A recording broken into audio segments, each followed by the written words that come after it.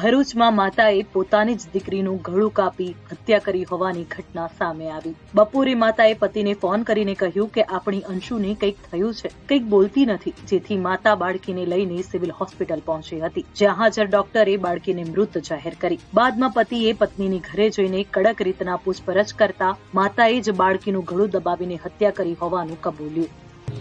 કે ઘરની અંદર પતિ પત્ની વચ્ચેના જે અવારનવાર અણબનાવ બનતા હતા તેના કારણે કંટાળી જઈ અને આ માતાએ પોતાની જ બાળકીને જે 5 વર્ષની ઉંમરની છે એનું ગળું દબાવીને હત્યા કરેલી છે।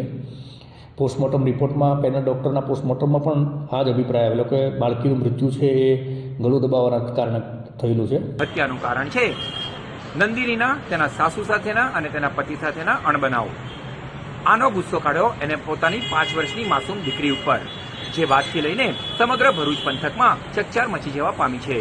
આ અગાઉ નંદિનીએ જ તેની અન્ય 2 માસૂમ પુત્રીઓની પણ હત્યા કરી નાખી હોવાની શંકા પોલીસ સેવી રહી છે અને તે દિશામાં તપાસ આરંભી છે।